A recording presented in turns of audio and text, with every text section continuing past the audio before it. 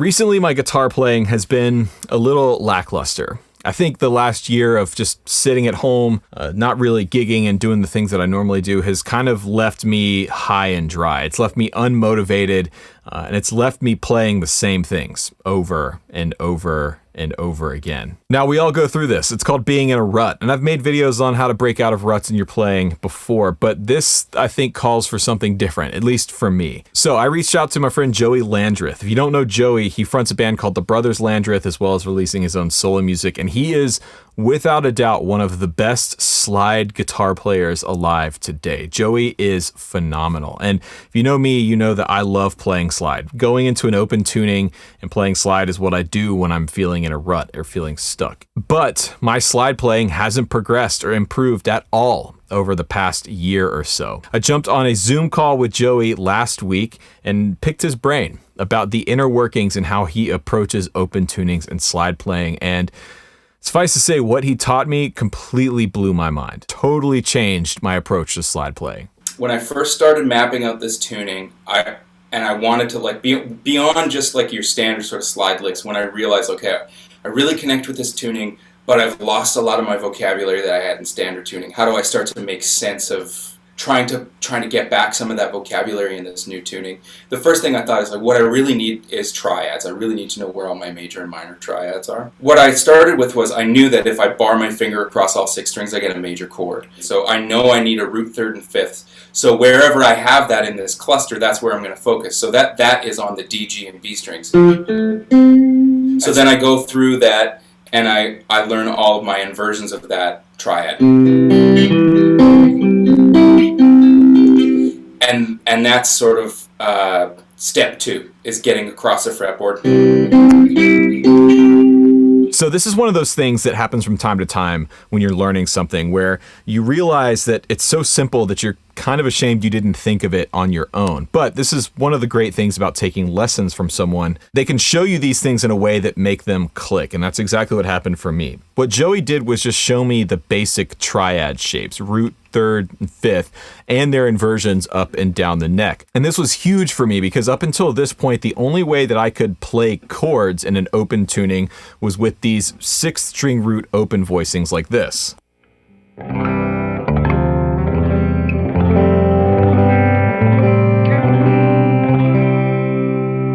Now, those are really beautiful and pretty sounding chords, but they don't work for everything. By the way, I'm tuned in open C here, and it's the same as an open E tuning or open D tuning, which is root, 5th, root, 3rd, 5th root. And if you don't know what I'm talking about, I've made a video, actually a few videos on intro to slide playing, which you can check out here or in the description box down below to kind of get you up to speed on this tuning. Now I'm in open C here because that's what Joey plays in, and if you've never tried it, I would highly recommend it. So to start, we're just going to focus on the C major chord and its inversions up the neck, starting with the open position, focusing on the 2nd, 3rd, and 4th strings on the guitar here, because you can play the whole triad just focusing on those strings. And since we're in open C, the 1st chord is right here.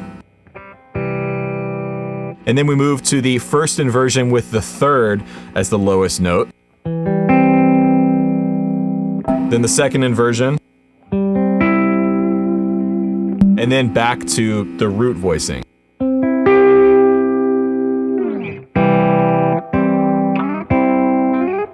But where things get really, really cool is where we start to swap out these paired strings. So if I'm playing, I'll play the 1st inversion of the C major chord. So where the 3rd's on the bottom, 3, 5, 1. I can take that 4th fret on the D string and swap it out for the same fret on the high E string. And now I've got 2nd inversion. I can do the same thing going down on the low E string. And then I can also do the same thing with the B string and the A string. So just by learning those 3 shapes, I now know all 6 strings essentially. And everything else becomes some derivative of 1, 3, 5, 1, you know. Where I take that next is there's a couple different ways to explore those inversions. So we've done it where we move 1 note at a time. everything is right next door to each other, with the exception of that move. Those are called closed voice triads. So everything is as close as it possibly can. It's one chord tone away. The other thing you can do is an open voice triad. If you take the two outside voices, again, we're focusing in on this first inversion of the C major chord, so 3, 5, and 1. If we focus on the 3 on the bottom and the 1 on top, and we swap them out in opposite directions. So the D string goes up to the high E string, and the B string goes down to the A string. That's an open voice triad, and that's like a root position. So I can then do that with all of these triads. And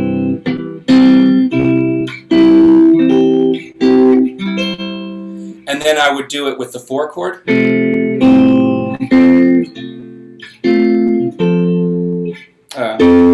And the 5 chord. Come on, brain. I love those open voice triads. I use them all the time.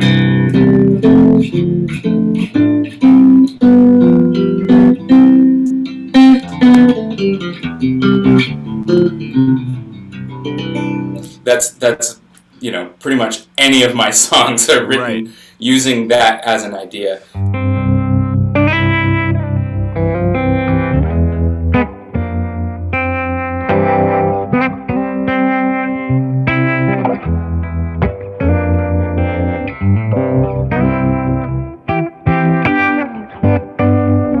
So this concept was huge for me.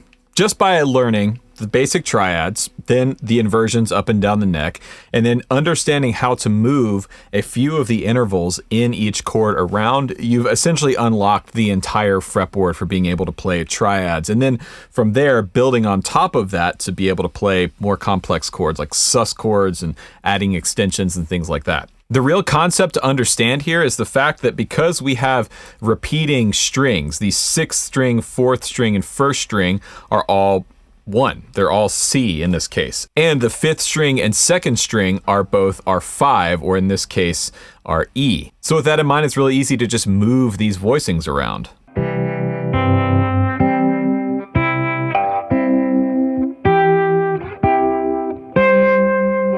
And a great way to start to understand this stuff and apply it to the fretboard is to start to take simple chord progressions like a 1, 4, 5 progression and map it out on the fretboard while moving as little as possible.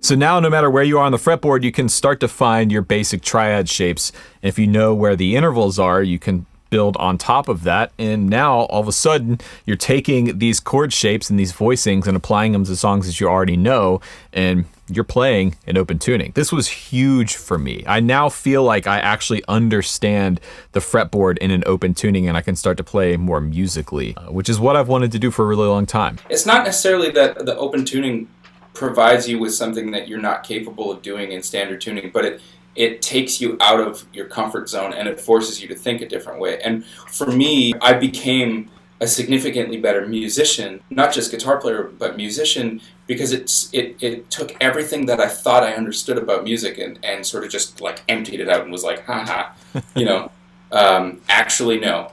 It forced me not to make things more complex, but actually to go back to basics. And that's where that sort of like triad idea really became the foundation of my playing, because I realized, oh, I don't actually know this stuff. Like I know it, but I don't know it. I feel like I've made it through slide 101, right? Which is, all right, you learn your 1-4-5s, you learn a couple of basic chord shapes, and then in terms of the actual slide, you learn your Dwayne licks and kind of moving between the 1-4-5 and this kind of stuff, the flat 3, sliding back up to the 1, all the basic stuff.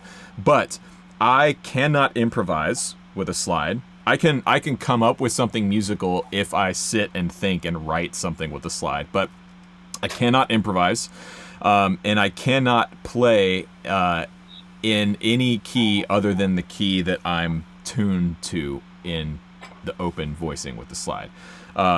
So with that in mind, what are the next steps that you would tell someone like me who's kind of trying to break out of just the basic slide lick territory? Oh man, I love that. Something that we all do, you step up to the plate as an improviser and you have an idea. Whatever the song is that you're playing, it's your turn to play, and you go, okay, I'm going to do this thing. I've been working on this scale or this mode, so I'm gonna do that now. And my little exercise, my little sort of spiritual journey exercise, is to abandon that idea. You know, if you're finding that you can't play and you can't really play comfortably outside of the key that you're tuned in, then pick a note that's outside the key that you're tuned in. So like, you know, F sharp maybe. And then wait until you actually have an idea of what to play next. So if I play this note,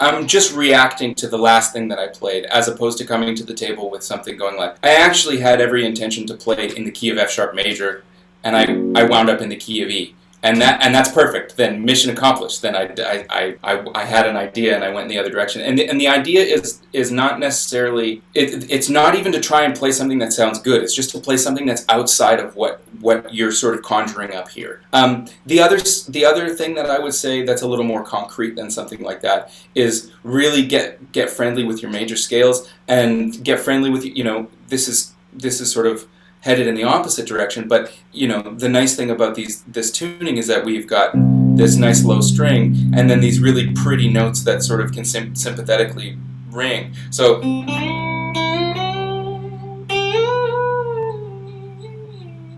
you know, mess around with that and get lost in that.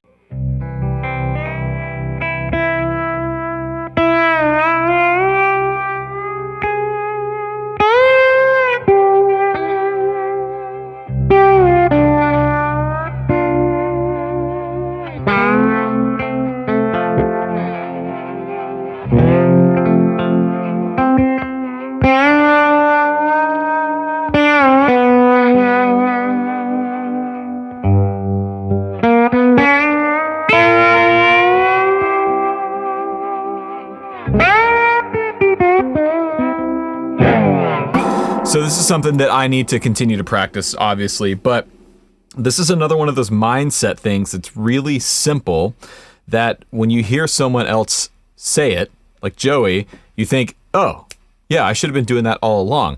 And for those of you at home, this is something that you can be doing in standard tuning. Just practice improvising. Take that advice Joey just gave. Start with one note and then just come up with an idea. Try and play something. This is also a really fun way to practice. It's much more entertaining than sitting there and just doing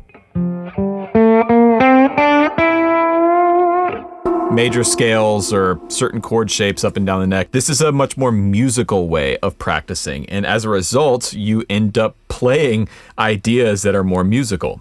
But one thing that I love about slide, coming from like the Derek Trucks school, is sounding like a soul singer from the 60s, you know what I mean? Like, and when you think more, or at least when you play more horizontally, thinking on one string or two strings, it seems like you can get more of that vocal run sort of quality out of your sound. Yeah, man. Do you know AJ Gent? Yes, I've actually played with AJ here in Atlanta. Man, he like his dad to me is, and I'm sure there's like a long line of Sacred Steel players that come before Aubrey Sr., but that to me is where that stuff starts. You know, Derek Trucks was the first time I heard that kind of gospel-y sort of slide thing, and it was Josh Smith who was like, man, if you like that, you should check out the Gents, because those guys started that whole thing. I started trying to lift a lot of that stuff because I just love that sound. It's gorgeous. What I discovered is like I would hear something like that, and I would slow it down and go, okay.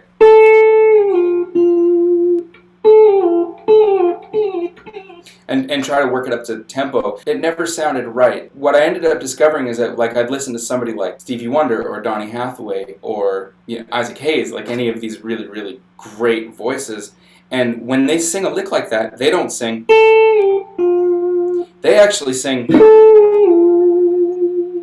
And when you speed it up, so the thing that I started to discover is a lot of that, like, super, super sharp precision actually comes from the opposite. And it's not that it's not precise, it's just it's not precisely where I think it is. Like, so if I'm in F, you flatten the third, and it's like, it's not quite a perfect flat 3, it's like a flat 3. Now, this is another really important concept to understand when it comes to playing slide, which is intonation. Now, when you're first starting out with slide, being able to play in tune is really important. You want to be able to play each one of these notes and have them ring out in tune with the rest of the band. But you can get to the point where it's a little too in tune. It's a little too robotic. And one of my favorite things about playing slide is playing vocally, mimicking a vocalist. And Joey brought up a good point that I had never thought about because I'm not a vocalist and he is. He's an amazing singer, which is people don't always sing in tune when they're doing those quick runs. In fact, a lot of time it's the imperfections that give it feel, that give it the, as he put it, the grease that we're looking for. Now, there's so many great slide players that do this really well, but this is a quintessential part of playing slide.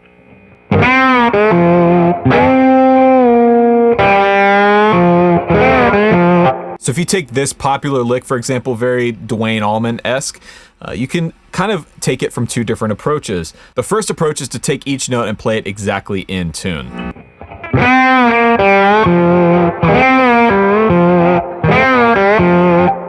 Now that's definitely cool and it works, but I think this is a little cooler. If you notice, I'm not quite getting down to that lower note. I'm stopping about halfway and then coming back up, and it's not quite in tune, but in context of the whole lick, it sounds a little more human, at least to my ear. So that was my lesson with Joey Landreth. Who do you want to see next on this series? Leave a comment down below and let me know who I should reach out to and take a guitar lesson from, because this has been hugely beneficial for me and hopefully for you in some way watching this video. So huge thanks to Joey for taking the time out of his day to come on and teach me and be a part of this video. I will have links to all of Joey Landreth's stuff in the description box down below. He takes lessons. You can book a Skype lesson with him down there. Also, I'll have the Brothers Landreth and his solo records down there. The scary thing about Joey is he's as good of a vocalist as he is a guitar player, which is kind of unfair if you ask me. You shouldn't be able to have both because it's, for the rest of us, it's just not.